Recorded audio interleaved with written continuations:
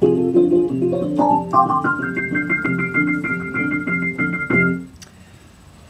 right, welcome to Unit 4, Module 2, the 80s, rock videos and MTV. And I am, remember most of this music from the 80s. This is when I was rocking out back in the day. And if we think about this, we talked about this briefly in the 70s, is that, you know, what's more important? Is it the music? Is it the stage presence? Is it the look? Now, if you think about some of the early artists, some of the rhythm and blues artists, some of the early rock and roll artists, country western artists, some of them didn't have a look per se, but they were great musicians. They had something to say. They went out there. Now we're getting to the point where we have videos having to be more important than necessarily what the music is. And it's kind of the chicken and egg. What's more important, the music or is it the video? Is it together? Let's go back in time a little bit to the 80s. MTV, and this is back where they used to play music videos. Yeah, they used to play music videos at one point. It wasn't all reality shows then. Basically, Warner's Nickelodeon channel had experimented with something called Pop Clicks, and it had a VJ, a video disc jockey, and they ran a series of music videos. August 1st, 1981, with $20 million in startup costs, MTV mimicked this successful radio format of chatter and play. And first MTV was basically music television, so they had country music on there, they had you know, like a bluegrass music on there. They had all this kind of music because they just didn't have a lot of content on there. And other and this idea spread to other things as well: Night Tracks, Night Flight, Friday Night Videos, and all those are pretty much gone. And you may have never even heard any of those things as well. Originally, MTV also didn't play any black artists. Basically, Sony said, "We want you to play Michael Jackson, or else you can't play any of our white artists either." So MTV started playing Michael Jackson, and of course the rest is history in a lot of ways. Well, let's talk about some technological things that were going on that kind of lead to this as well. Cassette decks started coming out. It made it easier for you to record your own music. Compact disc comes around, makes it more high quality sounds. Basically that starts taking over digital audio tape. And as well as some other things, the sampler, the sequencer, this ability to record your music onto a computer basically at that point there, and be able to control it, and a drum machine. And with that there, you know, if you wanted to play drums in the 70s or before that, and you had to learn how to play drums. It'd take you months or years to do it. Now I can take a machine and program it, and they can make a beat that I can use myself in a lot of ways. Well, the very first video that showed on MTV was a video by the Vogels. It's called Video Killed the Radio Star, which you can find. And if you watch that video, you're thinking, you know, what is this? Well, it's probably some type of art film, something that's a little bit avant-garde in some ways. And if you notice, a lot of bands came out from Britain. Actually, the Vogels was a band that had already broken up. They were just, and they were disbanded by the time it came out. And in a lot of ways, this title kind of proved prophetic in some ways. Some of the trends in the 80s, and we won't talk about all of them in detail, but the pop, rap, heavy metal, urban, dance, alternative, and the second British invasion, they're all parts of it. And one of my favorite bands from the 80s, and I like talking about because they're my favorite band from the 80s, Daryl Hall and John Oates. And if you check out Private Eyes, and if you look at that video there, it's basically them in rain coats with hats on, or clapping, and they're playing their instruments and whatnot like that. And so, like, you could make a video with that probably with your webcam a day for nothing. And they basically said they were just begged to make content because MTV didn't have any content at that time. Some of the songs, Man Eater, I Can't Go For That, Out of Touch, all great songs. Michael Jackson, goes without saying, definitely a major artist. In a lot of ways, what he was able to do, if you compare a Hall & Oates early music video to Beat It or Thriller, is Billie Jean, is that Michael Jackson thought of his films, his music videos as films, not as music videos. So they put a lot of time, a lot of production in there. He had some important big directors help him out, and with his art as well. And the thing about Michael Jackson, that was something that I actually got to see in my lifetime that was probably equivalent to somehow like the Beatles. This is the hysteria. I think back, and I could swear there's one radio station that's played Michael Jackson's Thriller album nonstop, and complete saturation. People were wearing the glove, people were wearing the jacket, and you know, everybody was really into Beat It and the Thriller record, and we all did you see the Thriller music video? Oh yeah. Everybody got together in front of MTV to watch it and whatnot like that. It was a really big deal in a lot of ways. So just a great, amazing thing. And Michael Jackson, and of course, the moonwalk was there before, but he was definitely the one that made it famous. And he performed at Motown's 25th anniversary, and he became a superstar after that. Prince is another artist that's just incredible. Now check out 1999 and Little Red Corvette. Prince is one of these cats that can play all his instruments, and he's an incredible songwriter. Writes a lot of songs for folks as well. Madonna, she's one of the few performers that can reinvent herself and still be. She's probably just as popular as she was back then as she is now, maybe more so now.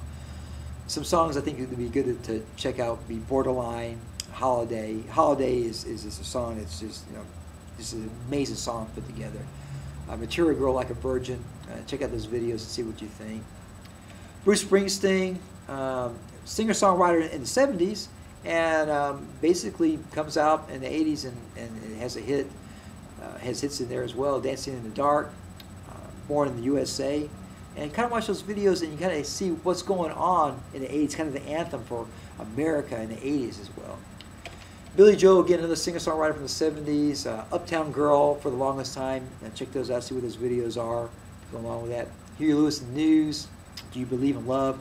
You probably have a nice laugh if you watch that video. It's really kind of corny in a lot of ways, but kind of shows the innocence and what's going on in the 80s and whatnot.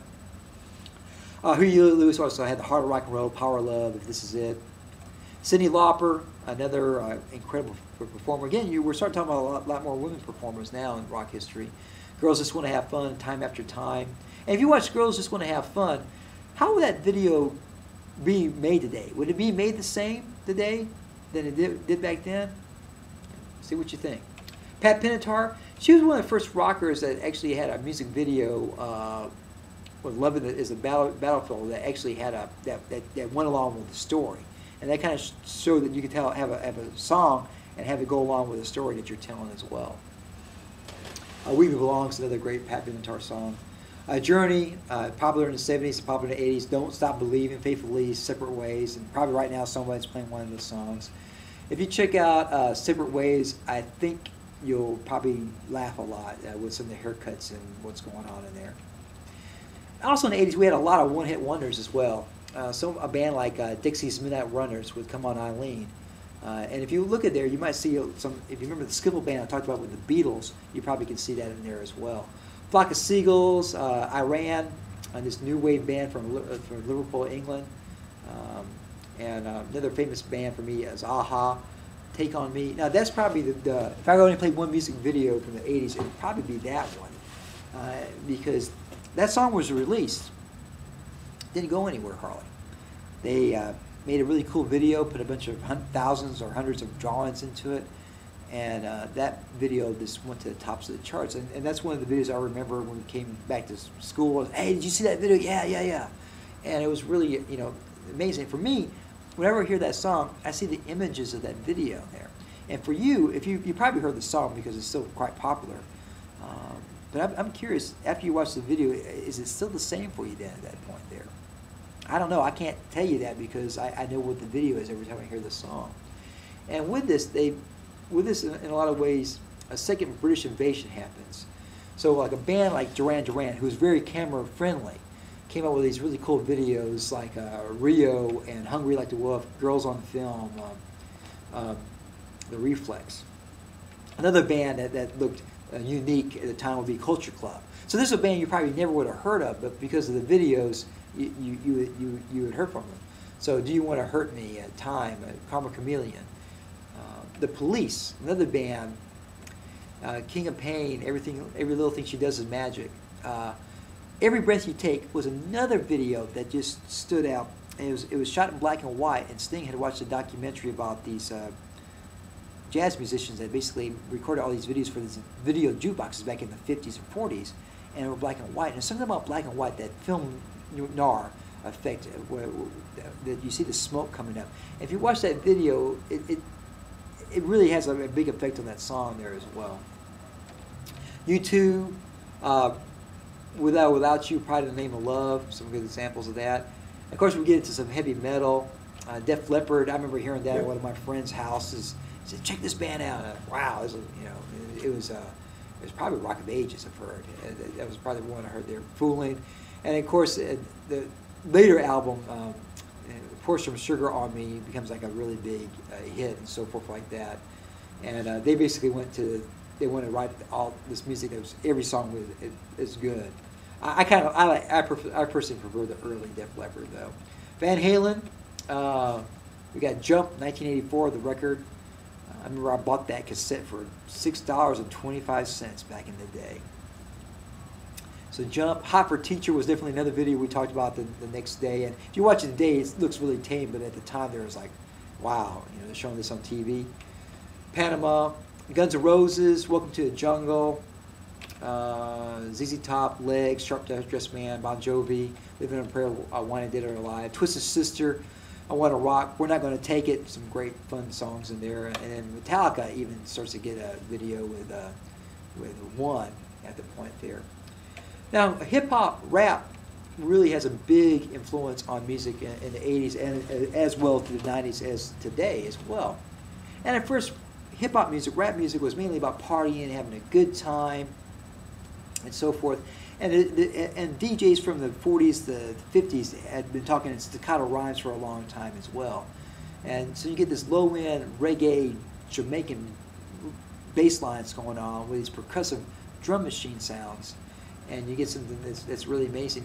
One thing that comes around is basically mixing on records. Basically, you have two. I didn't realize this for a long time, but you have to have two of the same record. And basically, you have the record go, you drop it there, and you find another point, and drop it there, drop it there. It really is an art to do that well, to mix that record, to DJ that record well. And basically, you're a human sampler in a lot of ways, because you can look at the little grooves and pop it down in the right place and get to the break beat and get the crowd in a frenzy. And it's a lot of talent to be able to do that. You have to actually practice that a lot to be able to pull that off. And that becomes an integral part of rap music and hip-hop music. One of the big ones that you need to check out for the history of rap would be Grandmaster Flash and the Furious 5. And basically the Message would be the one that you want to check out. This was the first one to actually show that basically about life on the street and so forth. One before that, the Sugar Hill Gang, the Rapper's Delight, basically 79, comes out with this beat and this rap which nobody had heard before. And even like when Blondie has a tune called Rapture that came out that, really like, well, what is this? I don't know. And she thought, oh, this is really cool, this is really neat, this is really innovative, nobody ever does this. And if you listen to that rap on Rapture, you're like, what is she talking about? I don't even know to this day what she's talking about. Run DMC has some really great hits. Peter Piper, It's Tricky, Mary Mary, and probably the one that really had changed that brought this rap music to the front is a collaboration with Aerosmith with Walk This Way. And if you listen to the original version of Walk This Way from Aerosmith, it really isn't that much different than it. But that record really blew up and really got a lot of folks to listen to hip-hop music that maybe wouldn't have had a chance to listen to hip-hop music. The Beastie Boys was definitely the one that came around at the right time. Fight for Your Right to Party, Girls, Brass Monkey, Sleep to Brooklyn. I love the quote for the review for License to Ill, that record, from the Village Voice. Headline reads, "Three jerks make a masterpiece." I just think that's classic in a lot of ways on there. And there's a ton more rap artists that I can talk about. I just don't have time to talk about. So, Wikipedia, you can find them. Urban music, Whitney Houston is a good example. How Will I Know? Lionel Richie, Hello.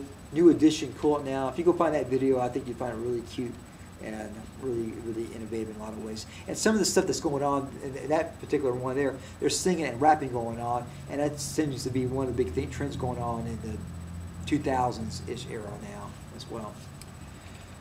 Also going on in the 80s is this charity rock, and basically something in 79 was Musicians for United Safe Energy.